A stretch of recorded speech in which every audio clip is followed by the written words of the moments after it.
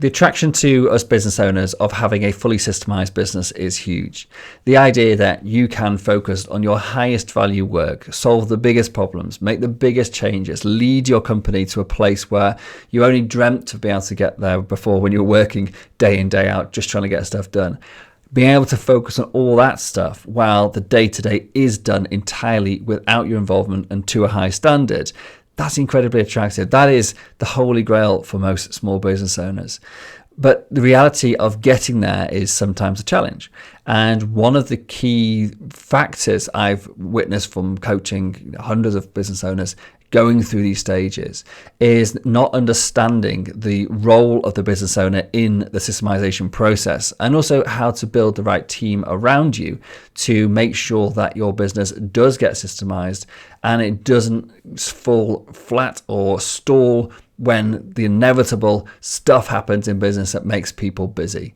Business is often about putting out fires, so what we need to do is to ensure that we have a systemized approach to systemizing our business, as cliche as that may sound.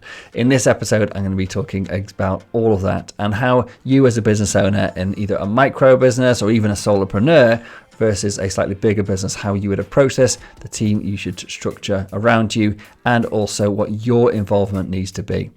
Let's get into it. So the question is this: how do entrepreneurs like us who don't have an endless supply of cash, how do we leverage the best apps, virtual assistants, automation tools and systems to scale our businesses, increase our profits and have more time to do what we love to do each day? That is the question, and this podcast will give you the answer. My name's Dr. Steve Day and this is Systemize Your Success.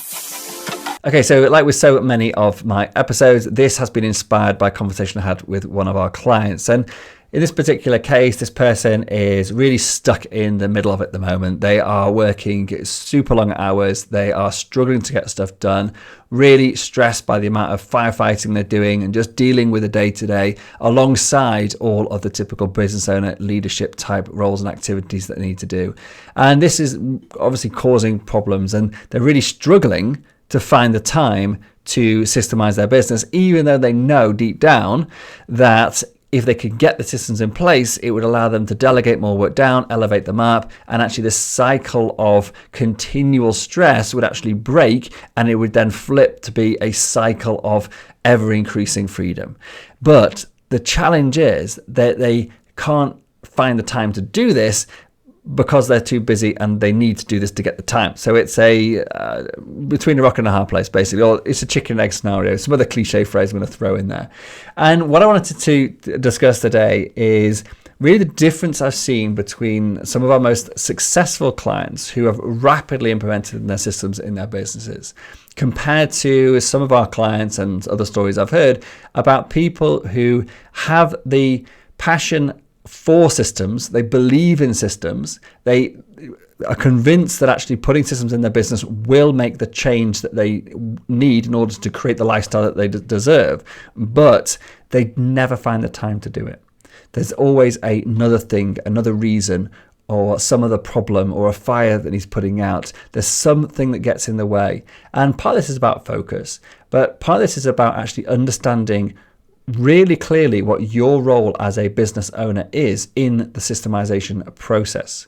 And this mental barrier or block that a lot of people have that I see is that they need to invest a huge amount of time into actually creating the systems in the business. Now, I'm not saying by any stretch of the imagination that this is an easy thing you can ask anyone to do and they can do it without any support. You have, as a business owner, a critical role, but that role, for the people I speak to, isn't the one they think it is. As a business owner, your role in getting your business systemized is to convince yourself against all uncertainty, with 100% certainty, in fact, that the effort that your company needs to go through, or the work that your company needs to go through, will give you your ultimate highest value return on anything else you can do. So if you systemize your business, the result will be give you the lifestyle that you want, the freedom that you want, the money you want, the relationships you want, all the rest of it. So we have to do a bit of mind work about actually overcoming this barrier to be 100% convinced it's worth the effort. Then we need to actually think about who it is that needs to actually do the work.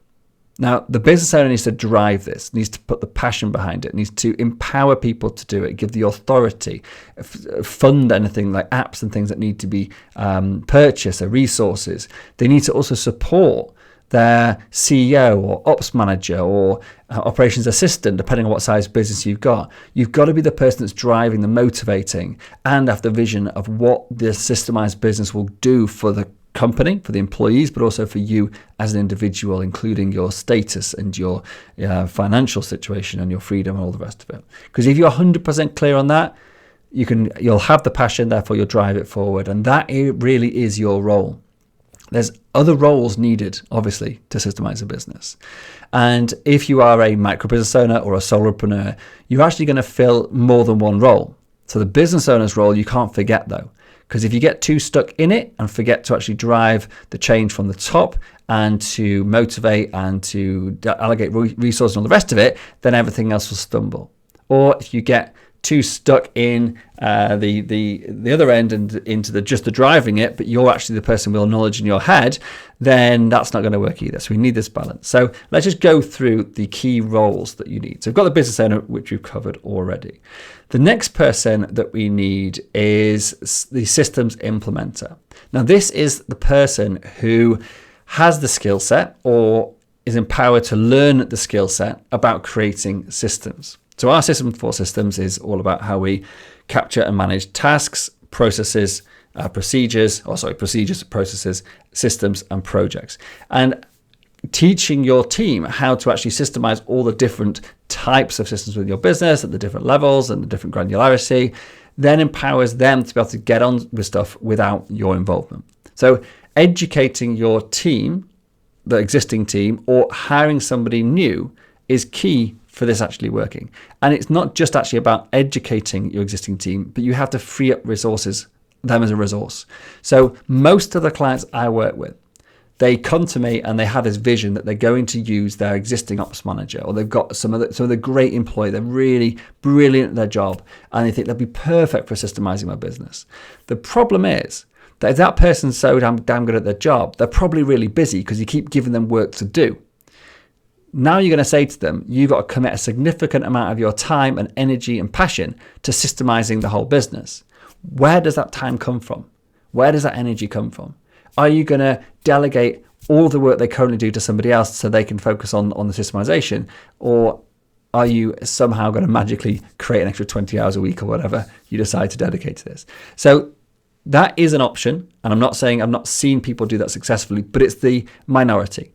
The majority will actually hire somebody new as a systems implementer, because that person comes in without any other baggage, so to speak, in terms of work. You can then actually allocate or ring fence a certain amount of time each day or each week, whatever, to focus purely on systems creation. And that person can then be hired specifically to have or be specifically hired because they have a systems mindset. They are passionate about systems. They've got a history in systems. They get automation, and they love process mapping, and they actually really believe in systems, and they've had a role in this in the past. And I'm not talking about having to hire somebody super expensive, like some consultant, bringing them in, 70, 80, 100 grand a year. We actually do this primarily with virtual assistants from, say, the Philippines, but people who have got a history and a background or a passion or an interest in systems and technology and automation. And therefore, we can actually hire people at a relatively low cost, so $5, $6, $7 an hour would be a top end rate that we would expect to pay. And they were going to come in, bring their skill set with them, and actually help you along the way. So we've got the business owner and we've got the systems implementer. The one thing that's missing really now is the how stuff actually happens. And if you're a micro business owner or a solopreneur, then actually you are the person that knows how your business works. All the ideas, all the systems are in your head. And so your systems implementer job is to sit with you and to actually quiz you to get those systems down, whether that's through process mapping or checklists or recording, etc. There are different means and methods depending on the type of system, but their job is to document, to make the plan for how this system is going to work. They're going to do that with every single system in your business, going through from the highest priority all the way through to the lowest priority, and then basically cycle back around and do it again. But the beauty is that if you are a solopreneur or a micropreneur, you actually see the biggest impact of this work the quickest. Because as soon as you've got the system out of your head, and when I say system here, just to be clear, it could be a tenant onboarding system, an invoice paying system, it could be a system for onboarding new clients, it could be a marketing system, a sales system, a website system, whatever it is. So anything you're doing in your business at the moment, once you've got that out of your head and down in a systemized way, you can delegate that off to somebody. And that means that work will never be done by you again. So when we cycle back through this, once we've been through this process once, you are no longer the knowledgeable worker. You're no longer the practitioner, as we call it in our business, the person who knows how to do everything, because you've already got that out of your head. And yeah, you can play a role in optimization and in process improvement, of course. As a business owner, we often come up with, we work, because we're so aware of everything that's going on, we often come up with some brilliant ideas to improve our processes and businesses and business processes. But actually, if we are purely focusing on the improvement going forward and not the doing, then that becomes even easier. So we've got the business owner, we've got the systems implementer, and then we've got the people actually doing the work. And those people doing the work, because you have created systems, because going through a system for system process, you've created documentation at the level correct for the type of business, type of system, then most of our tasks in our business, actually the majority of the work and tasks in our business, can be now classed as admin, because it's just somebody following a bunch of instructions. And those instructions can be quite complicated. But unless that person needs to come with pre-existing expertise in order to do a job. So for example, if you owned an architecting firm and you needed to do some draft architecting sketches, whatever they're called, plans, then you wouldn't be able to just hire a assistant to follow a couple of guys that you've created and hope they're going to produce some legally compliant diagrams or structural engineer diagrams or whatever it is. Or likewise, if you're getting someone to come into work in your doctor's surgery as a doctor, you probably want them to have a medical degree before they come in. But the majority of business, in fact, all of the other stuff that happens that doesn't require specific technical or other expertise, once it's systemized, can be classed as admin. And that makes it far, far more affordable to fill the role and easier to fill the roles once to do all the work that you and your systems implementer or the other key practitioners in the business and the systems implementer are creating the systems for. So the other role that a lot of our companies, the slightly bigger clients have, is a systems assistant. So your systems implementer, the idea is they're going to get trained up to be really good at interviewing your practitioners, the people with the knowledge in their heads, the people that are doing the work right now, interviewing them and capturing the system. But then there's work to be done off the back end of that. So, for example, writing up operation manuals, building projects in your project management software, making sure they're crossing the T's and dotting the I's, so to speak, within your systems, making sure things get updated, maybe re-recording some videos because they're a bit clunky or they're a bit messy and they could actually, or editing some videos just to make sure that basically things make sense and are polished. So all of those sorts of activities are a lower level than the systems implementer role. And actually they can be delegated down to a systems assistant. And again, this may be the same person as implementing a small business, or it may be a different person. And in fact, the systems assistant in our company and in many of our clients is actually also an admin assistant who ends up doing a lot of the work. And that's great, because if the person's doing the work, it means that they are in a great position to actually use their systems knowledge to improve the processes as well. So let's just go through it one more time. So we've got the owner, could even be a CEO, the person that basically is driving the business depending on the size of your business. We typically work with owner-operator businesses.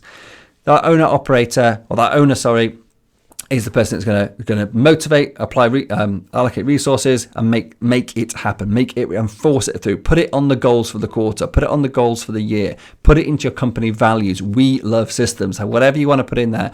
So we believe in systems is one of our core values in our company, and we only want to work with people who believe in systems, because that means we're not trying to convince our staff that they actually need to put some time and effort into this. So that's your owner. Then you've got the ops manager. The ops manager is the person who's basically going to be buying software licenses. They're going to be making sure that the resources are available for the team. They're going to be making decisions on software purchase, all that sort of stuff. So that's your ops manager. I probably missed that one out before, actually.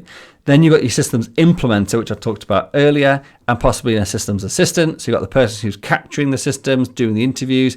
Then you've got the person who's actually documenting and doing the work. And then lastly, you've got second to last, you've got the practitioners. That's the people with the knowledge in their heads. And then lastly, you've got assistants who are going to be delegating all this work down to, as soon as it's systemized, to free up your existing key members of staff. So A, they can focus on high value work, and B, means that we're no longer reliant on key individuals because we've systemized everything in your business. So that's it. That's the dream team for systemizing your business. However, if you are a micro business owner or a solopreneur, then obviously you will fill a few roles, such as the ops manager and also the practitioner. But the key to making this happen in whatever size business you are is to either hire a new systems implementer and a new admin person, or ensure you ring-fence time in an existing team member and don't let their current work get in the way of the systems implementation journey. That's the biggest reason I see businesses fail in systemization, is because they fail to allocate resources enough to actually, and when I say resources, I mean time, to allow somebody to actually go and do the hard work for them, or the time-consuming work for them. And they either end up trying to do it themselves, or it just ends up stalling because people get busy and they feel that their other work is more important than systems, and therefore it gets put onto the back burner time and time again. That is the big takeaway, is your systems implementer ideally will be a new hire, or you'll literally promote someone into this position who has no other responsibilities in the business, and therefore they can focus on this with 100% of their attention. And that's it. I hope that helps. See you next time. And if you did like this, by the way, please do remember to leave us a review, hit some stars, give us a rating, and do share this with your friends and colleagues. If you find this useful, then they probably will too. Thank you so much. I'll speak to you again next time.